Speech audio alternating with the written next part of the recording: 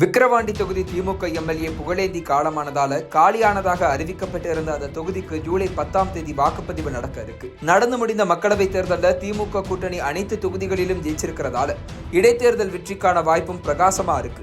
இதனால கட்சி உடன்பிறப்புகள் மத்தியில இந்த தொகுதிக்கான டிமாண்ட் அதிகரிச்சிருந்தது. இந்த ரேஸ்ல முதலிடத்துல இருந்தது அமைச்சர் பொன்முடி மகன் கௌதம சிகாமணி. கடந்த 2019 மக்களவைத் தேர்தலில் கள்ளக்குறிச்சி தொகுதியில போட்டியிட்டு வெற்றி பெற்ற கௌதம சிகாமணிக்கு இந்த முறை சீட்டு வழங்கப்படல. திரும்பவும் கள்ளக்குறிச்சி தொகுதியை கைப்பற்ற அவர் எடுத்த எல்லா முயற்சிகளும் தோல்வியில தான் முடிஞ்சது.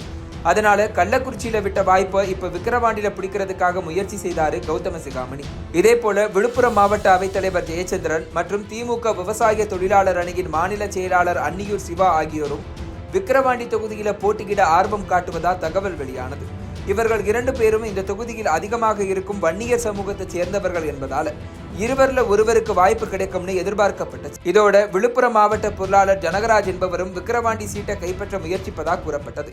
விக்கிரவாண்டி தொகுதியில 60% வன்னியர் வாக்காளர்கள் இருக்கிறாங்க. இதனால வன்னியர் சமூகத்தை சேர்ந்த ஒருவரை களமிறக்க திமுக தலைமை ஆர்வம் காட்டியது. ஆனால் அமைச்சர் பொன்முடி தன்னுடைய மகனுக்கு சீட்டு கேட்கிறதால திமுக தலைமைக்கு அழுத்தம் அதிகரித்தது.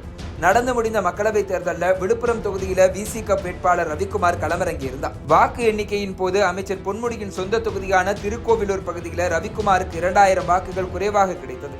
இதனால விக்கிரவாண்டி தொகுதியை பொன்முடி மகனுக்கு ஒதுக்குறதுலையும் சிக்கல் எழுந்தது.